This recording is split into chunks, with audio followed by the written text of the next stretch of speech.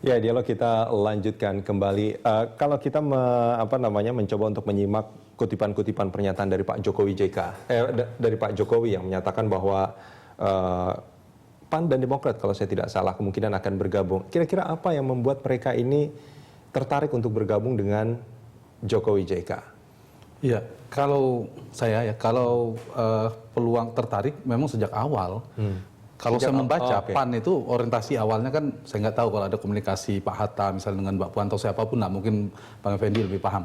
Mungkin itu prioritas awalnya. Kalau kita mau tarik ke belakang sedikit ya, kemudian akhirnya ini dari awal Prabowo, artinya sebelum penentuan. Ya, Demokrat juga sebenarnya Pak SBY kan suka percaya sekali dengan hasil survei yang kredibel, membaca peluang kemenangan dan sinyal-sinyalnya cukup kuat ingin bersama. Tapi kan ada kendala komunikasi dengan Ibu Mega.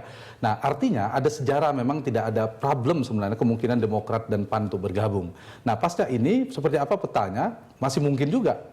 Pak SBY meskipun secara eksplisit jadi pidato kenegaraan juga akan membantu dan seterusnya, itu juga sebenarnya kalau Pak SBY saya yakin sekali akan memilih kalaupun di luar pemerintahan itu udah pilihan terakhir yang terpaksa harus diambil.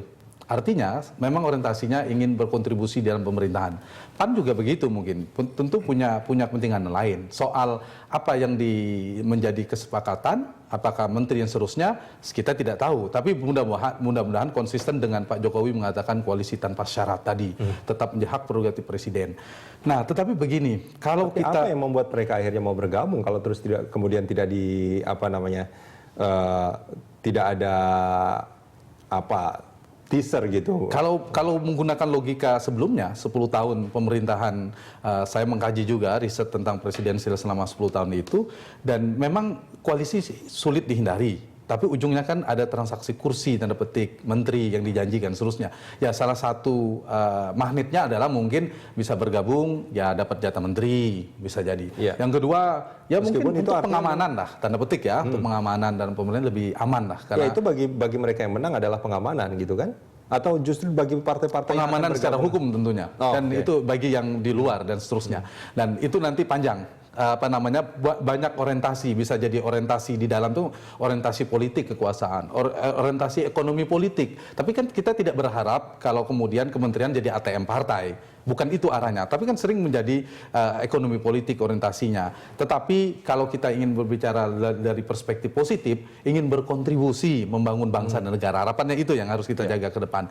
Tapi koalisi, saya boleh beri masukan kepada PDIP, Jokowi JK, orientasi kuantitas ya penting, katakan sekarang baru 36,9%, artinya membutuhkan Golkar saja itu sudah melampaui 50%, atau kalau tidak Golkar, PAN dan Demokrat, Pak Jokowi benar gitu. Nah, saya berharap jangan kebanyakan, kalau empat-empatnya mau jangan diajak semua, kita empat-empat itu Golkar, PAN, P3 dan Demokrat, kalau diajak semua nanti nggak imbang. Kita butuh juga koalisi yang lebih 50%, tapi pas terbatas yang tidak sampai 60%, itu cukup ideal. 2 diajak cukup. 1 itu secara kuantitas. Yang kedua, orientasinya jangan juga terjebak hanya soal kuantitas, tapi kualitasnya, kohesivitasnya, kerekatan, soliditas koalisinya juga harus diperhatikan. Dan satu lagi adalah artinya kalau pilihannya PAN dan Demokrat ini sudah pas menurut saya. Sudah pas ya. Ya jangan ditambah lagi. Ditambah lagi. Meskipun kemungkinan bertambahnya sangat besar. P3 akan muktamar dan seterusnya, itu sangat mungkin. Yang penting juga kualitasnya yang dijaga, dan satu lagi tim negosiasi dari Jokowi JK. Harus ada tim negosiasi setelah menambah kekuatan koalisi di parlemen. Yang kedua adalah menjaga kohesivitasnya. Yang ketiga harus ada tim negosiasinya kayak Bang Effendi Simbolon cocok kalau masuk di eksekutif. Oh iya, tentu. Ada tim negosiasi. Pak JK itu piawai. Negosiasinya di elit itu bagus, Pak Jokowi itu kalau dikombinasikan ke publiknya yang bagus. Kalau kita bicara soal negosiasi tadi, artinya kan ada yang give and take gitu kan. Ada yang akan diberikan kepada mereka yang akan masuk seperti itu. Nah, apa yang jangan diberikan dan apa yang paling mungkin diberikan sebetulnya kalau kita bicara gitu, Bang? Kalau saya sedikit boleh ditransaksikan adalah gagasan program. Jangan ditransaksikan sifatnya kursi tadi. Jadi boleh misalnya itu nggak menarik itu. Ya, justru itu yang harus diluruskan. Gimana Bang Effendi? Ya, kita kan sudah menyaksikan bersama-sama ya di 1-2 minggu terakhir ini dari sang calon presiden lah, kita anggap dulu, nunggu besok ya, sudah menyampaikan, dan itu kan sudah berupa statement yang mengikat bahwa dia ingin kabinetnya nanti didukung oleh profesional dan politisi yang kemudian melepas dari ikatan kepartean jabatannya. Jadi ya kita harus yakin gitu loh, yakin bahwa hal-hal yang transaksional yang disebut Bung Hanta tadi tidak akan terjadi itu. Tidak akan terjadi. Anda memastikan itu? Ya, kami pun yang partai utama pengusung, bahkan Ibu Megawati yang memberikan mandat, ya kami tidak keberatan ya. Ya kami tidak punya objection, tidak ada keberatan kami menginterap statement dari Pak Jokowi, dan kita mengharapkan betul-betul bahwa inilah harapan Kalau kami rakyat. ini Bang Effendi dan Bu Mega, tapi kalau Mbak Puan kan pernah ngomong berbeda sebetulnya. Masa? Iya. Oh, saya nggak dalam kapasitas mengomentari apa yang dikomentari oleh Mbak Puan ya, tapi itu sikap kita bahwa Pak Jokowi juga kami percaya, beliau juga memahami bahwa lingkungan demokrasi itu adalah partai politik. Tidak mungkin kita libatkan kemudian di luar non parpol gitu, ikut dalam cawe-cawe penyelenggara negara. Tapi bahwa ikut berpartisipasi, berkontribusi aktif, rakyat itu ya memang sekarang tidak ada lagi sekat. Pengawasan yang dilakukan oleh DPR itu kan formalitas dalam konstitusinya, tetapi pengawasan yang sesungguhnya kan sudah oleh masyarakat melalui sosial media.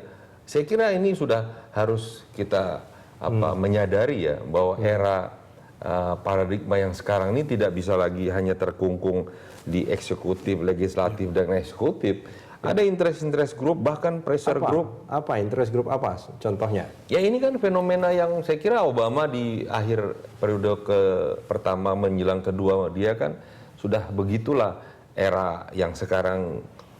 Itu kan di Amerika dengan Obama. Ini di Indonesia sekarang sudah mengikuti itu.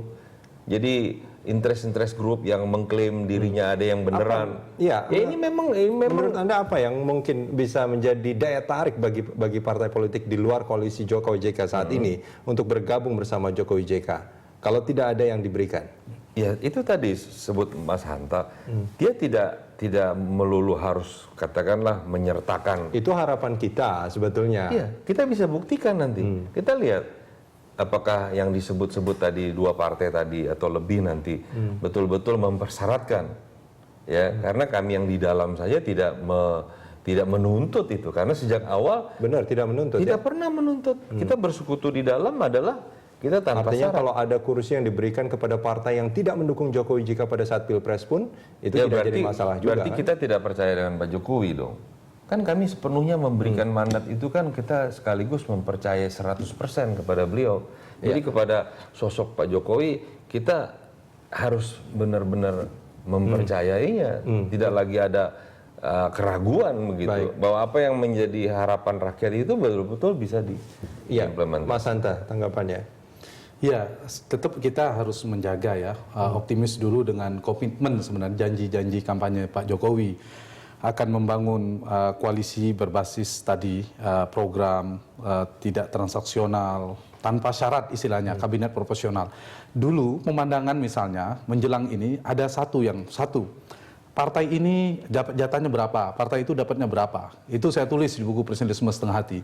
Jatahnya berapa dan seterusnya. Dan rekrutmennya juga sudah ada. Nah ini harus kita kawal. Ini ada kebaruan kalau terjadi kemudian tidak ada tanpa syarat. Jadi rekrutmennya saja. Kalau misal presiden dikirim oleh para ketua umum ini dari partai kami, lalu sang presiden tinggal memilih di antara 3. Jangan pola seperti itu lagi. Kalau itu mengulang, tidak ada kebaruan dari Jokowi JK. Tapi saya setuju, mau dari partai, mau di luar partai, basisnya profesionalisme. Jokowi memilih seorang Effendi Simbolon bukan diperintahkan tanda petik mohon maaf oleh Ibu Mega, tapi karena Jokowi punya sebagai pemilik hak prerogatif itu memilih Pak Effendi Simbolon karena basis misalnya kompetensi, profesionalisme dan seterusnya, tentu punya kriteria Pak Jokowi. Yang ini harus kita jaga. Ada hal yang baru. Yang kedua, semangat tentang larangan rangkap jabatan. Kalau beliau masuk kabinet misalnya, ya tidak boleh jabatan strategis di kabinet di partai politik, baik ketua umum, sekjen, ketua dan seterusnya, untuk menghindari pecahnya fokus, kinerjanya terganggu, dualisme loyalitas, kemungkinan ada penyimpangan dan lain. PDI setuju dengan itu ya, Pak Kita setuju. Kita tidak ada keberatan. Dan mari kita song-song era baru nih. Ini kan ada pembaruan. Kita mau merevolusi mental kok hal yang tidak prinsip saja kita keberatan gimana sih? Iya. Revolusi mental itu sekaligus harus total. Total kita memang melakukan perubahan. Jangan bisnis as usual ya. Jangan, Baik, kita orang 14 Maret itu Ibu Megawati sudah dengan tulus memberikan mandat dan insya Allah besok jadilah.